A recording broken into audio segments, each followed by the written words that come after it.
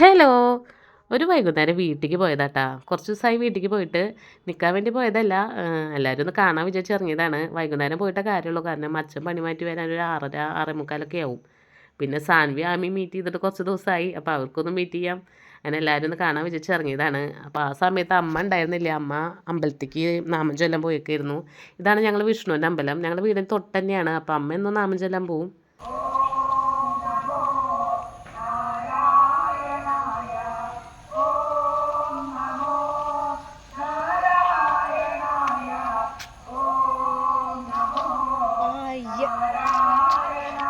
ഞങ്ങളെ വീടിൻ്റെ അടുത്ത് തന്നെ ഒരു പാടാട്ടാ. അപ്പോൾ ചില വൈകുന്നേരങ്ങളിലൊക്കെ ഞങ്ങളവിടെ പോയിരിക്കാറുണ്ട്. ഇന്നിപ്പോൾ ഏട്ടന് ലീവാണ്. അപ്പോൾ ഏട്ടൻ പറഞ്ഞു നമുക്ക് അവിടെ പോയിരിക്കേണ്ടി അച്ഛൻ വരണ വരെ എന്ന് പറഞ്ഞപ്പോൾ ഞങ്ങളെല്ലാവരും കൂടിയിട്ട് അങ്ങോട്ട് ഇറങ്ങിയതാണ്. പോണ വഴിയിൽ തന്നെ ഒരു ഫാമുണ്ട്. ഇവിടെ കുറേ പശുക്കളും കോഴികൾ പിന്നെ ഒരു നായുണ്ട്. അത് ഈ പശുക്കളൊക്കെ കാവലായിട്ട് കെട്ടിയിട്ടേക്കാണ്. പക്ഷേ ഇപ്പോൾ പശുക്കളില്ല, പാടത്തേക്ക് വിട്ടേക്ക് തോന്നുന്നു. ഇപ്പം ഇല്ല, വരുമ്പോൾ ഉണ്ട് വെച്ച് ഞാൻ കാണിച്ചു എൻ്റെ വീഡിയോയിലേട്ടാ. അങ്ങനെ ഞങ്ങളിതാ പാടത്തേക്ക് എത്തി.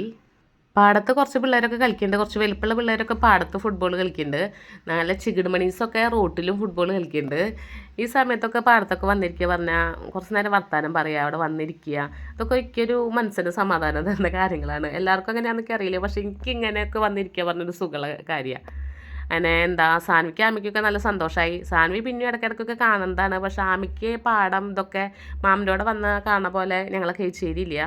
ഇവിടെ ഞങ്ങൾ അടുത്ത് തന്നെയാണ് ഈ പാടം, പശു, പറമ്പ്, പിന്നെന്താ കോഴി. പക്ഷേ കേച്ചേരി അങ്ങനത്തെ ഒന്നുമില്ല, അടുത്തടുത്ത് വീടുകളാണ്. ഈ പാടമൊക്കെ കാണുന്ന വെച്ചാൽ കുറച്ചങ്ങോട്ട് പോകണം.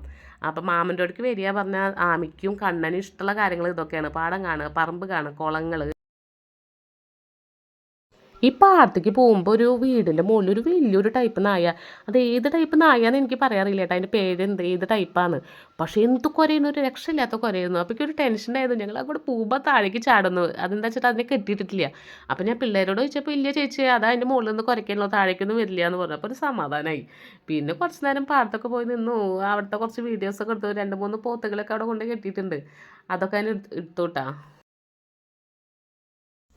അങ്ങനെ കുറച്ച് നേരം പാടത്ത് പിള്ളേരുടെ കല്ലൊക്കെ കണ്ടിട്ട് മിണ്ടി പറഞ്ഞിട്ടൊക്കെ ഇരുന്നു. പിന്നെ സന്ധ്യ ആയി തുടങ്ങി, ഇരുട്ടായി തുടങ്ങി. അപ്പോൾ ഇനി നമുക്ക് വീട്ടിലേക്ക് പോകാമെന്ന് വിചാരിച്ചിട്ട് തിരിഞ്ഞപ്പോൾ അത് അച്ഛൻ ഞങ്ങളെ അന്വേഷിച്ച് പാടത്തേക്ക് വന്നിട്ടുണ്ടായിരുന്നു. അച്ഛൻ പണി മാറ്റി വന്നിട്ടുണ്ടായിരുന്നു. അപ്പോൾ അച്ചാച്ചനെ കണ്ടപ്പോൾ പിള്ളേർക്ക് നല്ല സന്തോഷമായി. രണ്ടാളും കൂടിയിട്ട് ആമി അച്ഛനെ മാമച്ചാച്ച എന്നാട്ടാ വിളിക്കുക. കാരണം മാമൻ്റെ അടുത്ത് അച്ഛൻ മാമച്ചാച്ചൻ. അപ്പോൾ രണ്ടാളും അച്ചച്ചാ പറഞ്ഞിട്ട് ഓടുണ്ട് അച്ഛനെ കണ്ടപ്പോൾ.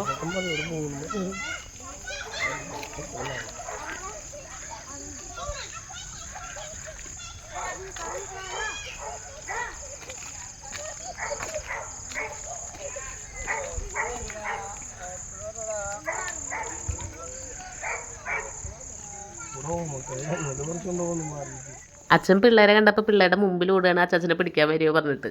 അങ്ങനെ വീട്ടിലേക്ക് തിരിച്ചപ്പോൾ ആ ഫാമിലിക്കൊക്കെ പശുക്കളെ കയറ്റിയിട്ടുണ്ടായിരുന്നു കേട്ടോ. അവരെ തിന്നാൻ വിട്ടേക്കായിരുന്നു തോന്നുന്നു. ഇപ്പോൾ എല്ലാറ്റിനും കയറ്റിയിട്ടുണ്ട്. അപ്പോൾ കുറച്ച് നേരം അവിടെ ഒന്ന് കണ്ടു. കുറച്ചധികം പശുക്കളൊക്കെ ഉണ്ട്.